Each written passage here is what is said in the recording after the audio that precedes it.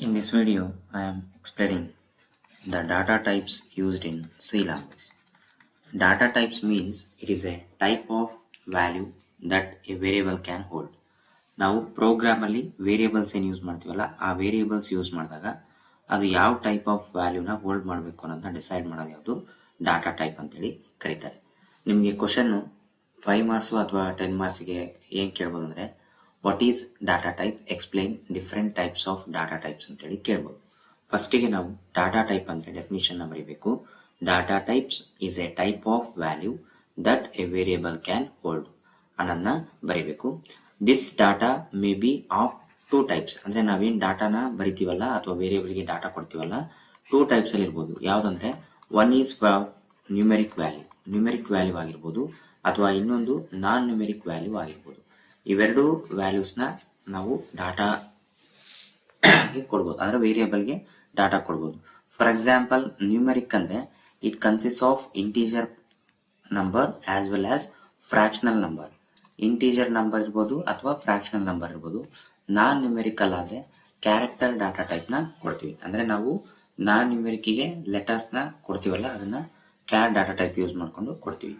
ಇಲ್ಲಿ ನಮಗೆ ಬೇಸಿಕ್ ಆಗಿ ನಮಗೆ ಡಿಫ್ರೆಂಟ್ ಡಾಟಾ ಟೈಪ್ಸ್ ಇದಾವೆ. ಯಾವ್ಯಾವ ಅಂದ್ರೆ one is integer data type. ಈ ಇಂಟೀಜರ್ ಡಾಟಾ ಟೈಪ್ ನ ನಾವು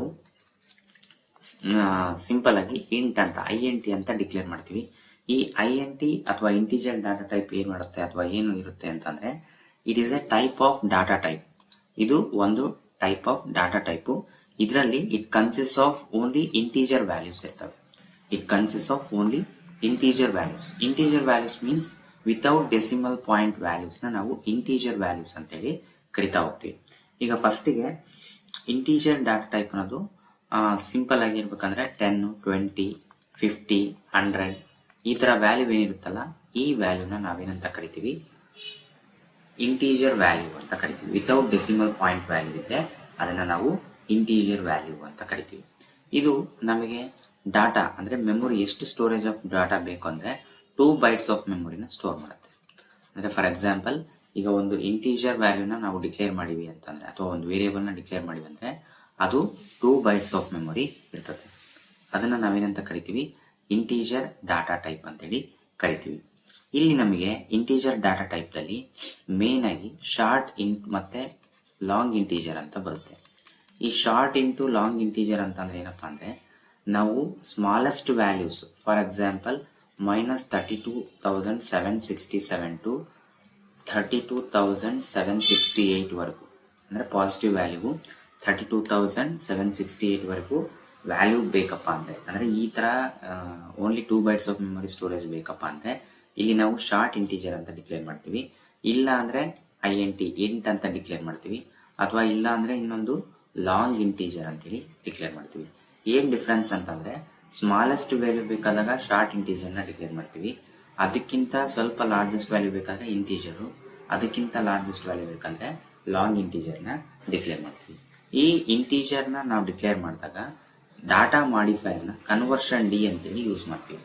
ನಾವು ಲಾಸ್ಟ್ ವಿಡಿಯೋದಲ್ಲಿ basic structure of C program ಬಂದು ಎಕ್ಸಾಂಪಲ್ ಬರೆದಾಗ ಅಲ್ಲಿ ನಾವು ಒಂದು ಪ್ರೋಗ್ರಾಮ್ ಅಲ್ಲಿ ಕನ್ವರ್ಷನ್ D ಅಂತ ತಗೊಂಡ್ವಿ. ಅಂದ್ರೆ ಅದನ್ನ ಡಾಟಾ ಮಾಡಿಫೈರ್ ಅಂತ ಕರಿತೀವಿ.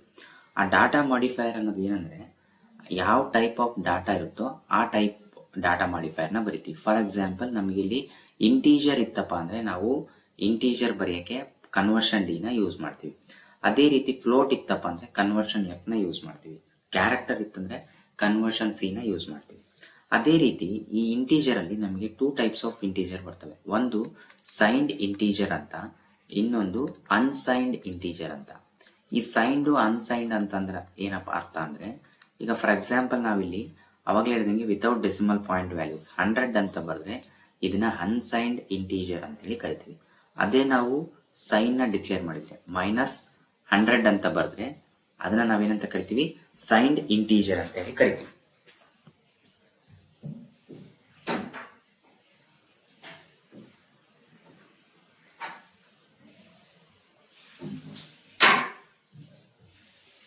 ಈ ಸೈನ್ಡ್ ಇಂಟೀಜರ್ ಮತ್ತೆ ಅನ್ಸೈನ್ಡ್ ಇಂಟೀಜರ್ ಅಲ್ಲಿ ನಮಗೆ ಏನ್ ಬರುತ್ತೆ, ವಿತೌಟ್ ಏನು ಸೈನ್ ನ ಡಿಕ್ಲೇರ್ ಮಾಡಿಲ್ಲ ಅಂದ್ರೆ by default it is positive value 100 ಅನ್ನೋದು ಪಾಸಿಟಿವ್ 100 ಅಥವಾ +100 ಅಂತ ಕರಿತೀವಿ. ಅದೇ ನಾವೇನಾದ್ರೂ -100 ಅಂತೇಳಿ ಬರೆದ್ರೆ ಅಥವಾ +100 ಅಂತ ಬರೆದ್ರೆ ಅವನ್ನ ನಾವು ಸೈನ್ಡ್ ಇಂಟೀಜರ್ ಅಂತೇಳಿ ಕರಿತೀವಿ. ಈ ತರ ನಾವು ಡಾಟಾ ಟೈಪ್ ನ ಅಂದ್ರೆ ವೇರಿಯೇಬಲ್ಗೆ ವ್ಯಾಲ್ಯೂನ ಇಂಟೀಜರ್ ಪಾರ್ಟ್ಗೆ ಕೊಡ್ತೀವಿ. ಮೇನ್ ಇಂಪಾರ್ಟೆಂಟ್ ಏನಂದ್ರೆ ಫಸ್ಟ್ ನಾವು ಇದನ್ನ ಎಕ್ಸ್ಪ್ಲೈನ್ ಮಾಡ್ಬೇಕಾದ್ರೆ ಫಸ್ಟ್ ಡಾಟಾ ಟೈಪ್ಸ್ ಅನ್ನೋದು ಡೆಫಿನಿಷನ್ ನ ಬರೀಬೇಕು. Data may be of 2 types, one is numeric and non numeric ಅಂತ ಬರೀಬೇಕು. ನ್ಯೂಮೆರಿಕಲ್ಲಿ ಇಂಟೀಜರ್ ವ್ಯಾಲ್ಯೂಗೂ ಮತ್ತೆ ಫ್ರಾಕ್ಷನಲ್ ವ್ಯಾಲ್ಯೂ ಬರ್ತವೆ. ನೆಕ್ಸ್ಟ್ ನಾನ್ ನ್ಯೂಮೆರಿಕಲಿ ಕ್ಯಾರೆಕ್ಟರ್ ಬರ್ತವೆ ಅಂತ ಬರೀಬೇಕು. ನೆಕ್ಸ್ಟ್ 1 by 1 ನಾವೇನ್ ಮಾಡಬೇಕು, ಎಲಾಬ್ರೇಟ್ ಮಾಡ್ತಾ ಹೋಗ್ಬೇಕು. ಫಸ್ಟ್ ಒನ್ ಇಂಟೀಜರ್ ಅಂದ್ರೆ integer is a type of data type. It consist only integer values. ಈ ಇಂಟೀಜರ್ ವ್ಯಾಲ್ಯೂಸ್ ಫಾರ್ ಎಕ್ಸಾಂಪಲ್ 10, 20, 100 ಈ ತರ ಬರೀಬಹುದು. It stores the 2 bytes of memory. ಅಂದ್ರೆ ಸೈಜ್ ಎಷ್ಟು ಸ್ಟೋರೇಜ್ ಇರುತ್ತೆ ಅಂದ್ರೆ 2 bytes ಅಲ್ಲಿ ಇರುತ್ತೆ, ಅದನ್ನ ಮೆನ್ಷನ್ ಮಾಡ್ತೀವಿ. ಅದೇ ರೀತಿ ಟೈಪ್ಸ್ ಆಫ್ ಇಂಟೀಜರ್ಸ್ ತೋರಿಸಿ short integer, integer, long integer ತೋರಿಸ್ತೀವಿ. ಅದರಲ್ಲಿ ಶಾರ್ಟ್ ಇಂಟೀಜರ್ ಅಂದ್ರೆ ನಾವು -32,000 to 767 to 32,768 ವರೆಗೂ ವ್ಯಾಲ್ಯೂನ ಕೊಡ್ತೀವಿ. ಅದೇ ರೀತಿ ನೆಕ್ಸ್ಟ್ ಬರೋದು ಯಾವ್ದಪ್ಪ ಅಂದ್ರೆ ನೆಕ್ಸ್ಟ್ ಒನ್ ನಮಗೆ ಫ್ಲೋಟ್ ಡಾಟಾ ಟೈಪ್ ಬರುತ್ತೆ. ಈ ಫ್ಲೋಟ್ ಡಾಟಾ ಟೈಪ್ ನಾವು ರಿಯಲ್ ಡಾಟಾ ಟೈಪ್ ಅಂತ ಕೂಡ ಕರಿತೀವಿ.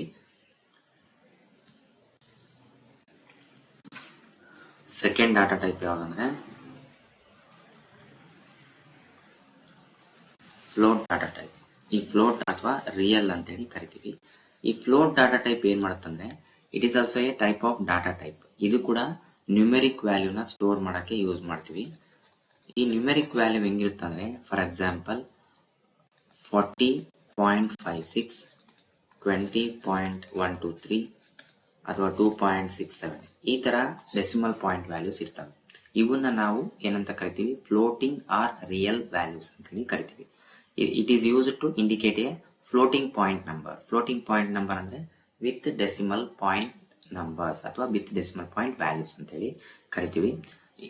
ಇಲ್ಲಿ these members are expressed in the scientific notation of the data modifier as conversion f. ಅಂದ್ರೆ ನಾವು ಕನ್ವರ್ಷನ್ ಎಫ್ ನ ಯೂಸ್ ಮಾಡ್ತೀವಿ. ಅಲ್ಲಿ ಇಂಟೀಜರ್ ಅಲ್ಲಿ ನಾವೇನ್ ಯೂಸ್ ಮಾಡ್ತೀವಿ, ಕನ್ವರ್ಷನ್ ಡಿ ಅಂತೇಳಿ ಯೂಸ್ ಮಾಡ್ತೀವಿ. ಬಟ್ ಇಲ್ಲಿ ಕನ್ವರ್ಷನ್ ಎಫ್ ಅಂತೇಳಿ ಯೂಸ್ ಮಾಡ್ತೀವಿ. ಇಲ್ಲಿ ನಾವು ಮೇನ್ ಆಗಿ ಇದರಲ್ಲಿ ಬರೋದೇನಂದ್ರೆ ಫ್ಲೋಟು, ಡಬಲ್ ಮತ್ತೆ ಲಾಂಗ್ ಡಬಲ್ ಅಂತೇಳಿ ಬರ್ತದೆ. ಈ ಫ್ಲೋಟು, ಡಬಲ್, ಲಾಂಗ್ ಡಬಲ್ ಏನಪ್ಪ ಡಿಫ್ರೆನ್ಸ್ ಅಂದ್ರೆ these are the range of values. ಅಂದ್ರೆ ಫ್ಲೋಟ್ ಯೂಸ್ ಮಾಡಿದಾಗ ಸಿಂಪಲ್ ವ್ಯಾಲ್ಯೂಸ್ ಯೂಸ್ ಮಾಡ್ತೀವಿ, simple values. Next double use ಮಾಡಿದಾಗ ಯೂಸ್ ಮಾಡ್ತೀವಿ, ಲಾಂಗ್ ಡಬಲ್ ಯೂಸ್ ಮಾಡಿದಾಗ ಯಾವ ಯೂಸ್ ಮಾಡ್ತೀವಿ ಅಂತ. ಅದೇ ರೀತಿ ಈ ಫ್ಲೋಟ್ ಡಾಟಾ ಟೈಪ್ ನ ಯೂಸ್ ಮಾಡಿದಾಗ ನಮಗೆ ಟೋಟಲ್ ಆಫ್ಟರ್ ಡೆಸಿಮಲ್ ಪಾಯಿಂಟ್ 6 ಪ್ರಿಸಿಷನ್ಸ್ ಬರ್ತವೆ. ಆಫ್ಟರ್ ಡೆಸಿಮಲ್ ಪಾಯಿಂಟ್ 6 ವ್ಯಾಲ್ಯೂಸ್ ಅಂದ್ರೆ 6 ಡಿಜಿಟ್ಸ್ ಬರ್ತವೆ. ಫಾರ್ ಎಕ್ಸಾಂಪಲ್ ಇಲ್ಲಿ ನಾನು 10/3 ತಗೊಂಡಿನಿ ಅಂತ ಅನ್ಕೊಡ್ರಿ. ಎ ಬಿ ವ್ಯಾಲ್ಯೂ 10/3 ಮಾಡಿ ಅನ್ಕೊಡ್ರಿ. ಇಲ್ಲಿ ನಮಗೆ ಆನ್ಸರ್ ಎಷ್ಟು ಬರ್ತದೆ 3.33 ಅಂತೇಳಿ ಅಪ್ ಟು 6 ವ್ಯಾಲ್ಯೂಸ್ ಬರ್ತವೆ. ಈ ತರ 6 ಪ್ರಿಸಿಷನ್ಸ್. ಇಲ್ಲಿ ಆಫ್ಟರ್ ಡೆಸಿಮಲ್ ಪಾಯಿಂಟ್ ವ್ಯಾಲ್ಯೂಸ್ ಏನ್ ಬರ್ತಾವಲ್ಲ ಇದನ್ನ ನಾವು ಪ್ರಿಸಿಷನ್ಸ್ ಅಂತೇಳಿ ಕರಿತೀವಿ. ಫ್ಲೋಟ್ ಇದ್ದಾಗ ಡೆಸಿಮಲ್ ಪಾಯಿಂಟ್ ವ್ಯಾಲ್ಯೂಸ್ ಎಷ್ಟು ಬರ್ತವೆ ಅಂದ್ರೆ 6 ಡಿಜಿಟ್ಸ್ ಬರ್ತವೆ. ಅದೇ ರೀತಿ ಡಬಲ್ ಇದ್ದಾಗ ಎಷ್ಟು ಬರ್ತವೆ 14 ಪ್ರಿಸಿಷನ್ಸ್ ಬರ್ತವೆ. ಅಂದ್ರೆ ಆಫ್ಟರ್ ಡೆಸಿಮಲ್ ಪಾಯಿಂಟ್ 14 ವ್ಯಾಲ್ಯೂಸ್ ಬರ್ತವೆ. ಲಾಂಗ್ ಡಬಲ್ ಇದ್ದಾಗ 19 or 20 may be 20 decimal point values ಬರ್ತವೆ. ಈ ತರ ನಾವು ಫ್ಲೋಟು, ಡಬಲ್, ಲಾಂಗ್ ಡಬಲ್ ನ ಯೂಸ್ ಮಾಡ್ತೀವಿ.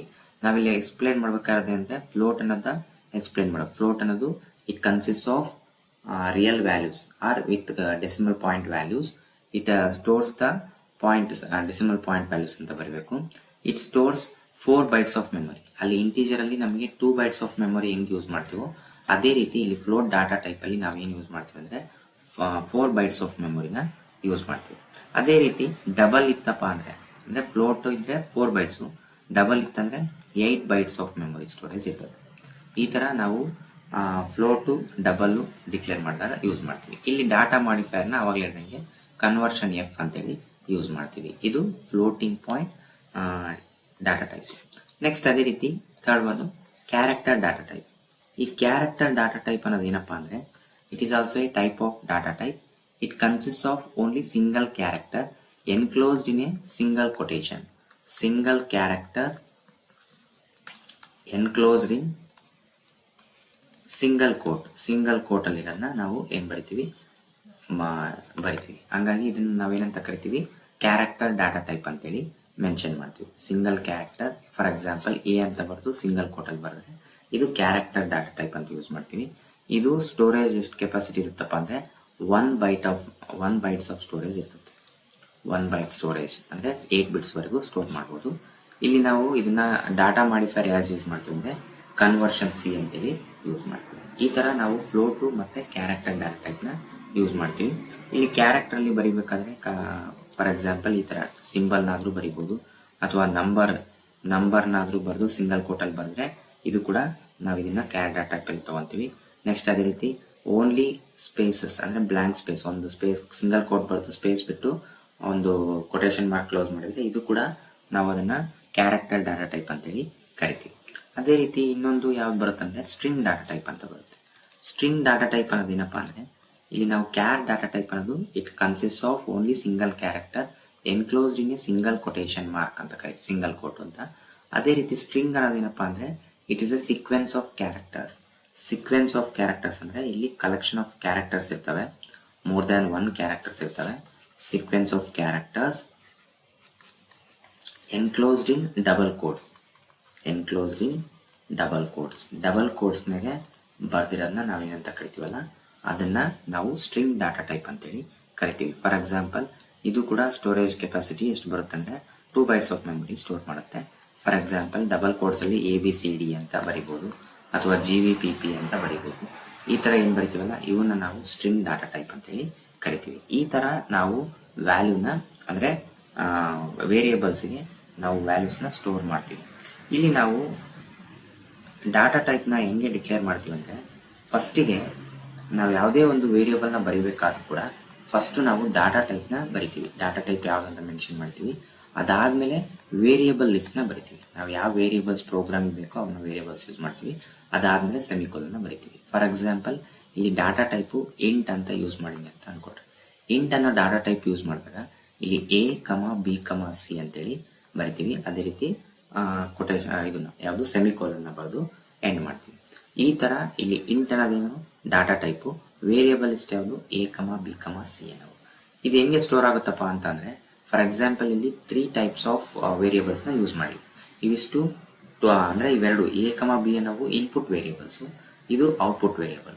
ಇಲ್ಲಿ ಇಲ್ಲಿ ಏನಾಗುತ್ತೆ ಇಂಟೀಜರ್ ಕೊಟ್ಟಿರೋದ್ರಿಂದ it stores 2 bytes of memory. For example ಈ ತರ ಮೆಮೊರಿ ಸ್ಟೋರ್ ಆಗುತ್ತೆ. ಫಾರ್ ಎಕ್ಸಾಂಪಲ್ ಇದು ಎಗೆ, ಇದು ಬಿಗೆ, ಇದು ಸಿಗೆ. ಇದು ಕೂಡ 2 ಬೈಟ್ಸ್ ಇರುತ್ತೆ. ಇದು ಕೂಡ 2 ಬೈಟ್ಸ್ ಆಫ್ ಮೆಮೊರಿ ಸ್ಟೋರ್ ಮಾಡುತ್ತೆ. ಇದು ಕೂಡ 2 ಬೈಟ್ಸ್ ಆಫ್ ಮೆಮೊರಿ ಸ್ಟೋರ್ ಮಾಡುತ್ತೆ. ಯಾಕಂದ್ರೆ ಇಲ್ಲಿ ಟೋಟಲ್ ಆಗಿ ನಾವು ಕೊಟ್ಟಿರೋದು ಏನ್ ಕೊಟ್ಟಿವಿ ಇಂಟ್ A,B,C ಅಂತೇಳಿ ಮೆನ್ಷನ್ ಮಾಡಿವಿ. ಬಟ್ ಇಲ್ಲಿ ಏನಾಗುತ್ತೆ ಇದು ಇನ್ಪುಟ್ ವೇರಿಯೇಬಲ್. ಈ ಇನ್ಪುಟ್ ವೇರಿಯೇಬಲ್ ಏನಾಗುತ್ತೆ 2 + 2 4 ಬೈಟ್ಸ್ ಆಫ್ ಇನ್ಪುಟ್ಸ್ ಆಗುತ್ತೆ, 4 ಬೈಟ್ಸ್ ಆಗುತ್ತೆ. ಅದೇ ರೀತಿ ಔಟ್ಪುಟ್ ಬಂದ್ಬಿಟ್ಟು 2 ಬೈಟ್ಸ್ ಸ್ಟೋರ್ ಆಗುತ್ತೆ. ಅಂದ್ರೆ ಟೋಟಲ್ ಆಗಿ ಮೆಮೊರಿ ಸ್ಟೋರ್ ಆಗೋದು ಏನಾಗುತ್ತೆ ಎಗೆ 2 ಬೈಟ್ಸ್, ಬಿಗೆ 2 ಬೈಟ್ಸ್, ಸಿಗೆ 2 ಬೈಟ್ಸ್. ಈ ತರ ವ್ಯಾಲ್ಯೂ ಸ್ಟೋರ್ ಆಕ್ಕಂತ ಹೋಗುತ್ತೆ. ಇಲ್ಲಿ ನಾವು ಡಾಟಾ ಟೈಪ್ ಇದನ್ನ general syntax for defining variables ಅಂತ ಕೂಡ ಕರಿತೀವಿ. ಇಲ್ಲಿ ನಿಮಗೆ ಇಂಪಾರ್ಟೆಂಟ್ ಏನಪ್ಪಾ ಅಂದ್ರೆ ಕೇಳಿದ್ರೆ ನಿಮಗೆ ವಾಟ್ ಈಸ್ ಡಾಟಾ ಟೈಪ್ ಅಂತ ಹೇಳಿ ಕೇಳ್ತಾರೆ, ಅಥವಾ mention the different types of data types ಅಂತ ಕೇಳ್ತಾರೆ. ಈಗೇನು ನಾವು ನೋಡಿದ್ವಲ್ಲ ಇಂಟು, ಫ್ಲೋಟು,